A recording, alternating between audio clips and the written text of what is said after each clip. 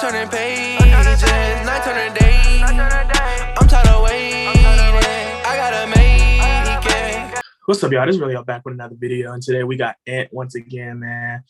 And of course, you know, as I usually do, you got anything you want to promote or add before we get into it? No, I don't really. All right. So with that being said, Dan, let's jump into it because I know we've been talking about Lauri marketing on Twitter. Yeah. So how do you feel about Lauri marketing? You think we need to get him out of here? You what? Look, Relly, I don't think he's the answer to three. Because I'm gonna ask you a question. What does he do when he's not shooting, when he's not scoring? What else does he do? That's my thing. He's not a good defender. We've seen it with our he can't guard any threes. He can't. I don't see how he provides much value to the court outside of shooting. When he's not shooting, he's basically useless. Like I see other players like Rubio when they can't really shoot and score. They still can pass. They can still impact the game. And yeah, that's what I'm saying about Lauri. Lauri doesn't do any of that. Really, I just don't see. And we're paying him how much money? $17 million for the next 4 years. I don't see. We need an actual like legit wing, like an actual legit through wing, like an actual three. And really, I seen a guy named got Pacers the rebuilding. Let's see. I know we talked about this before. I seen the Cavs interested, but Caris LeVert has been balling this month. He's been really, really good, and I feel like if we need to trade Lauri and trade for him, it first of all helps match the salaries. Second of all, if we get LeVert as another ball handler, as another guy who can score next to Garland, and he also is a three. He's hold on, let me see. He sits. He can play the three. I'm saying really, if we get a guy like Caris LeVert or maybe even Cam Reddish, then I think we'll be much better as a team. So really, what is your thoughts on that? Honestly, I agree because when I seen Lauri Markkanen play last night against the Hawks, I just questioned his offense too. Because not only his defense, because for some reason he's not aggressive enough, especially when he got smaller defenders. And he settles a lot. Yeah. So I do agree with. And this is what Bulls fans were saying when the trade came down. They were telling me about it, like he's not really that good, or like, and all that stuff. So yeah. And honestly, I kind of see because he's don't get me wrong, he's a good player. He has value for sure. Yeah. It's just the fact. It's just like I said, I question some of his decisions. Yeah. On both ends of the court sometimes, because sometimes he gets a little lazy. Then on offense, he settles, like I said before. He can be a good player, like especially if he has the right guard around him. Like he's one of those type of players. But as a, let's say, number one option, second option, I don't know if Lauri Markkanen is that at this point in his career. He can be that, but right now I do agree with you. Maybe he's probably one of our most tradable assets currently. Yeah, that's what I'm saying. Because I just don't think he could fit. LeVert, right? Caris LeVert, we need to. Okay, really, these last like 6 games, really, I think LeVert he's been really good. Like I'm just saying, like Caris LeVert, if we can get him in and another ball, he's everything we need, bro. I'm just saying. Let's see here. Let's look up Caris LeVert. Yeah, he had not a good start of November, but ever since like in December, he's been really he's been really, really good his past few games, really. And I feel like it might have had to been with his struggle, his slump had to been maybe his role in Indiana, or maybe like his he came back from injury as well. So I feel like here he would be a better fit as well. Yeah, looking at the log, he's been going off for real, and especially those what 1, 2, 3, 4, 5, 6. Right, those past 6 games for sure. Yeah, that's really good. That is that's this right here is oops, my square. But yeah, that right there. But if let's say we were to get Caris LeVert, who you traded for him? Of course, I add Lauri Markkanen in there to match the salaries, and I probably add some picks. I don't know really if I would trade Sexton though, because the thing is, I think right now Sexton might be a better player, but I would see. I don't know what the Pacers exactly want for him. I think it's tough. It's tough, really, because I'm not trading Okoro. I probably would trade. This is tough. Really, get. What do you think you would trade first? For Caris, I mean, unfortunately, it would have to be Colin, like, because I don't see any other player Indiana would be in a position to do, or unless they take an Isaac Okoro too. But I don't think they're doing that one, or not doing that one. Well, really, if we do decide to trade, then again, really, if we do decide to trade for Caris LeVert, we also have to understand that we're gonna have like a huge decision to make, because we're gonna have to decide, like, because we have Caris LeVert kind of plays like the same, like, I don't know, like he's kind of like the same.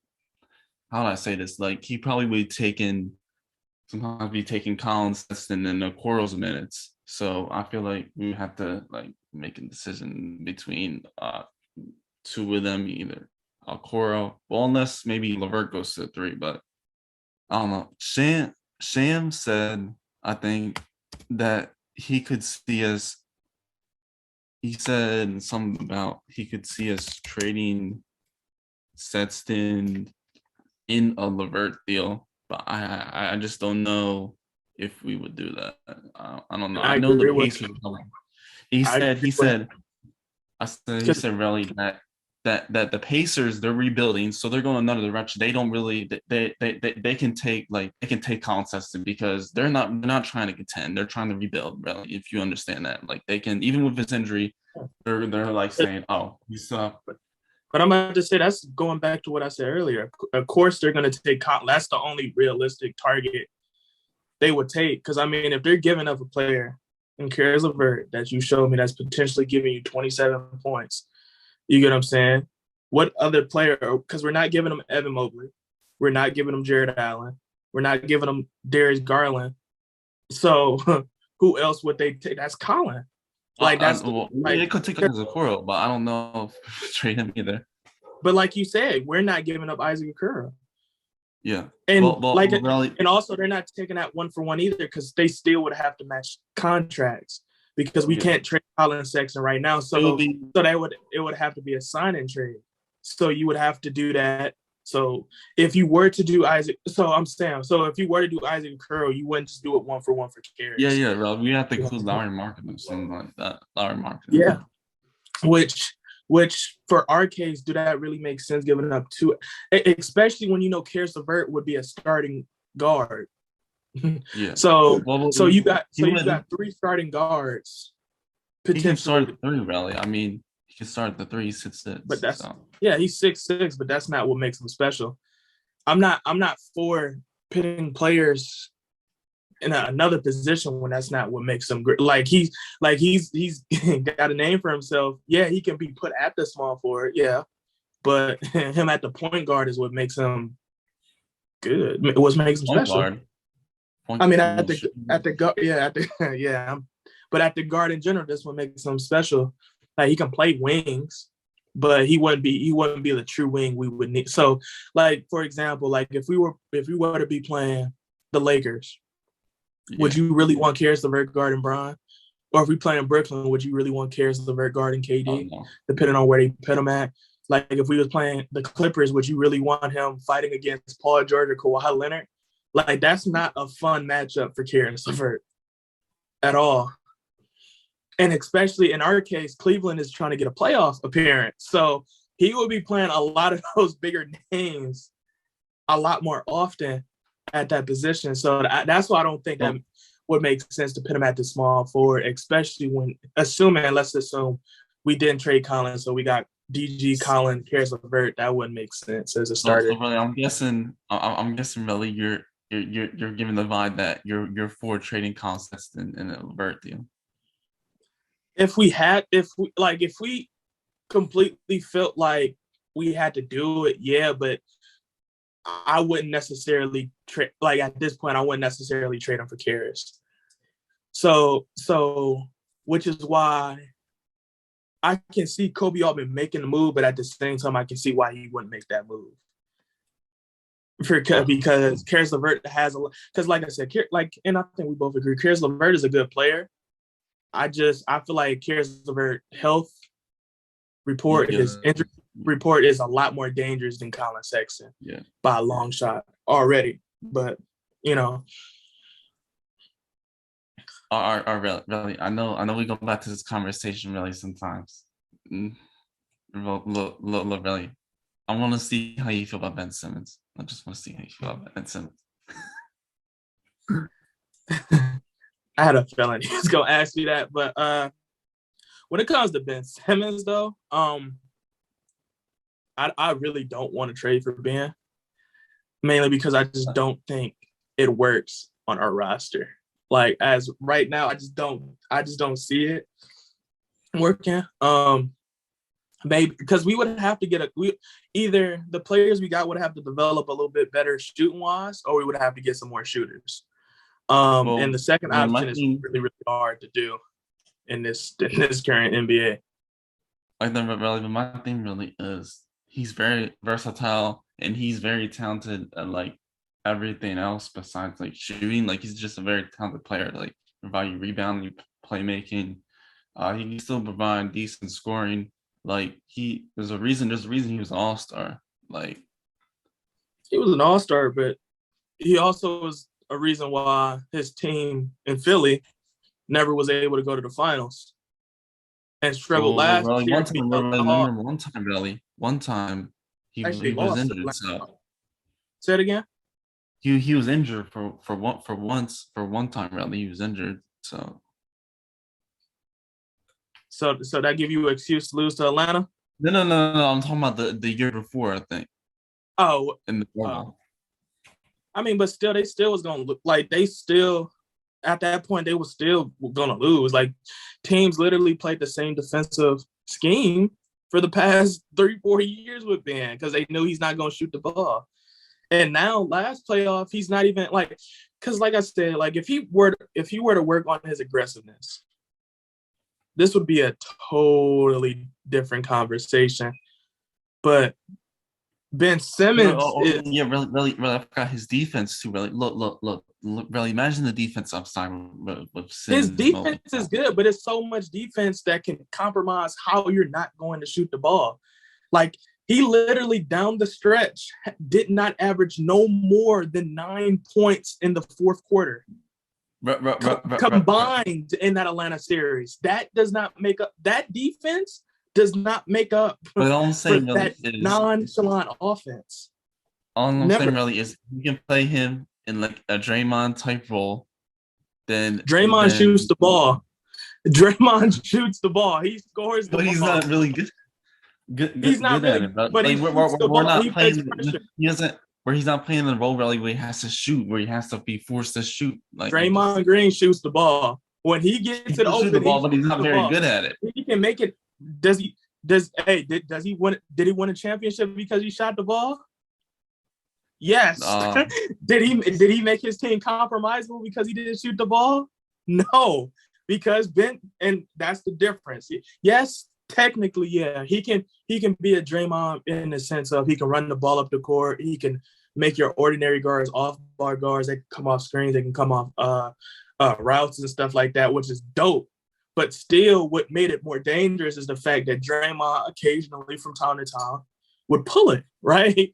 Which lessened pressure because now that means certain teams couldn't necessarily double team Curry or Klay Thompson, which made it more dangerous, right? So if Ben, like I said, like if Ben Simmons, because I was saying this to my friend D'Lo, if Ben Simmons were to, let's say, he shot the ball at least twice a game right now, because you're not just going to magically become a shooter. If he shot it twice a game and his efficiency was, let's say 20%, start off, I'll be fine with that because at least he was showing us some flashes of him trying to improve that shot, giving him some flashes of him actually trying to pull that shot actually, because if you want a real life comparison, realistically he can be a Giannis if he wasn't aggressive, sincerely, because Giannis would technically be his blueprint.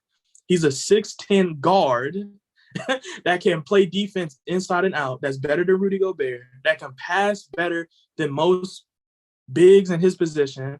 He can he has the body type as a big, he can move like a guard, and he's a better passer and dribbler than Giannis.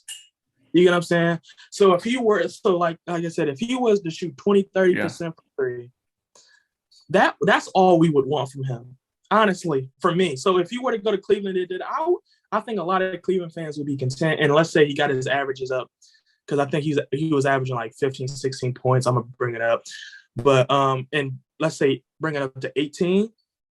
That'd be cool for me. What you think about that? Well, You think that's fair? I'm just saying, really, outside the shooting, like if we're not forcing him to shoot, I feel like he would complement this team very, very well. Really, there's a reason the Cavs have been wanting him. There's a reason that Kobe Altman wants him. Like, yeah, it's a reason a lot of teams want him, but it's also, you can't say you're not forcing him. You gotta make him shoot the ball. I'm sorry, it's 2022. It's no way. My only concern, really, with that. Relly, is the price. My only concern is the price, because I know Daryl Morey is probably asking for a lot. So yeah, 14. So I lost. So it was 15. I was one off. Career, he averaged 16.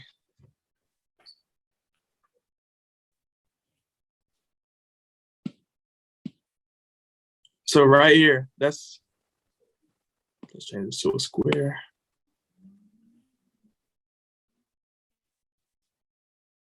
Like, I have questions like this. Like, when you literally, can I get another rectangle? When you literally have a player, oh shoot, how did it do that? When you literally have a player that's averaging a game 0.1 to 0.2 threes a game, that is not good, and that is not good at all. And for his career, he averaged 0.0 to 0.1 threes within the 4 seasons, and that's not good. That's, and especially because in the regular season, you can get away with that for sure, because he's been doing it. But in the playoffs, you're not getting away with it. When it matters, you're not getting away with that. That's imposterous. Like, it's too many good defensive teams with too many good coaches, IQ coaches, that's not letting that happen. Like, and let's see here. What did I need? And I really need. I was hoping they told me how many. But yeah, come on, Ant. That's that is unacceptable, man. He is the guy. Like, he has a lot of talent. Bro. I'm just saying, he has a lot of talent. That's unacceptable. And I'm assuming this means here. Yeah, that's unacceptable, man. This number here is unacceptable. That's unacceptable. Like you can't be a player doing that. You just can't. Like that's unacceptable. That is completely unacceptable. Like because if this was any other player doing that, he would be out the league. He would sincerely be like. It's really Ben Simmons. That's unacceptable. His value, Ben Simmons' his value on other aspects of the floor, really. When he's not. Yeah, I mean, yeah, that's what saved him. But had it not been for, he would sincerely be out the come on, like we all understand how special he can be. His potential is obvious. Anybody who watch basketball, know basketball, knows if you got a 6'10" point guard that can average 10 assists, that can average 10 rebounds, who can lock up 1 through 5. Yeah, he can play 1 through 5. He can, and he's mediocre. Well, he's lower than mediocre from the free throw line. But you understand that if he were to shoot the ball, he can be a legitimate superstar in the league. Why isn't that said player taking shots? Like that's low key the reverse thing ever. Like usually people want to take shots, and we usually get on him for taking too many shots, but he's not taking those shots. like Joel Embiid desperately needs him to take those shots, and in Cleveland, yes, he wouldn't have the pressure to right away. You get what I'm saying? Shoot, let's say 22,000 threes, but we would still need him if we're talking about making some noise in the playoffs or developing our core, especially when it comes to trusting Ben Simmons. He would have to pull it at least 2 threes a game at the minimum. And I think that's really realistic for Ben Simmons, honestly. Because he can, like I said, I agree with you. He can be a superstar. It's just right now he's not living up to what his expectations was coming out of the draft, for sure. Because it was some people that was comparing him to LeBron James, like that was his ceiling, was Bron. So, like I said, my only concern really is mainly the price, and that's because I think they're asking for too much. Oh, the price is. Yeah, price is. I was thinking, really, is there a reason Kobe Allman really wants him? Really, I mean, you've seen the reports about it. Shams yeah, but that's also why Kobe Allman hasn't made a move yet either. The reason he hasn't made a move really is because of COVID. We didn't make no move because of COVID. Trust me, because Cavs got the assets, we did not make that move because of COVID. As close as we are to a hunt for the playoff, we didn't make that move because of COVID. I can guarantee you that. Because as aggressive as Kobe Altman was to get Rondo, that wasn't because of no COVID. That's because he still don't trust. Not really. That's what Sam said. Really, around the league, it's because people are making moves because of COVID. That's what Sam said. They ain't doing. I know they ain't doing that because of COVID. They're not doing that because of COVID. They're not making that because of COVID for sure. Especially how they got the policies now, where a player they can be on protocol and they can come back within. I think they moved it to 5 days now. After not really. It's because really we're still trading guys really while we don't have guys on the roster, and like, you know what I mean, like. But that's still not because of COVID. Because worst case scenario, the game gets postponed and you still have to play the game at a later part. So that's not because of COVID. Especially because for a playoff contending team anyway, you want those down the stretch games anyway. So that's not because of COVID. Now, if it was the old policy where you couldn't get the player like literally for like 2 weeks, yeah, because because then you would have like literally 8 players. You're not gonna get 2 weeks, so you like literally just can't contend. Got to forfeit, but that's not. I'm almost certain, but I'm almost certain. But on the topic of Rondo, and I guess this will be our last segment for today. How do you feel about him? You think that was a good move by Kobe, or did you expect a little bit more? So really, I think it's a good move. And I just think it's gonna because look, we get a guy for cheap. All we have to do is trade Denzel Valentine, really. Denzel Valentine. That's it. A guy who has legit playoff experience. He's shown it in the playoffs. Really. Shown it.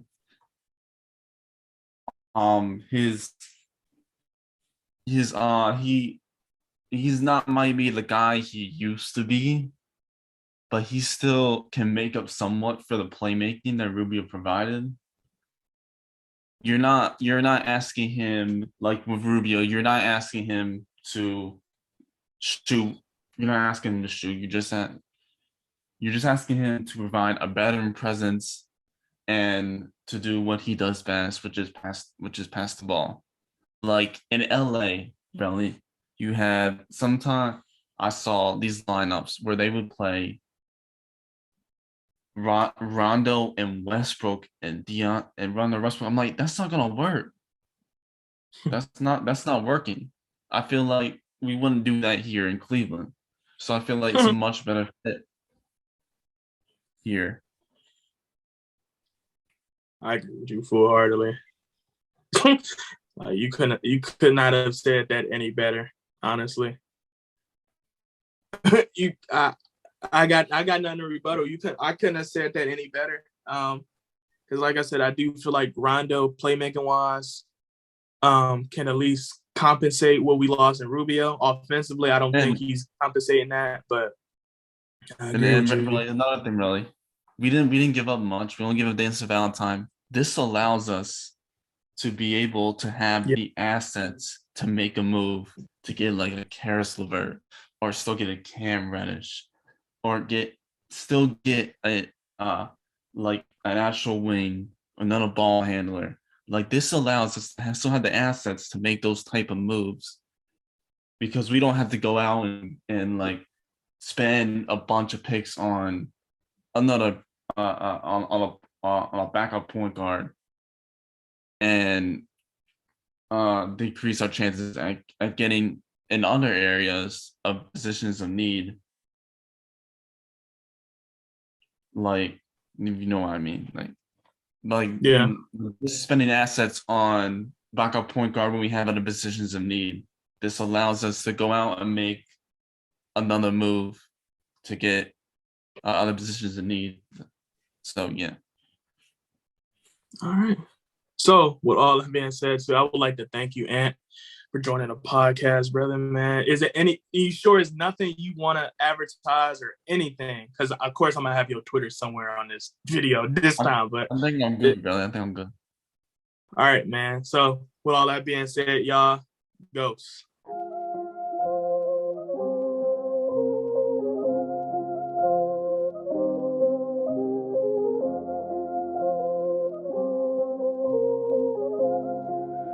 That's Atlantis with that money.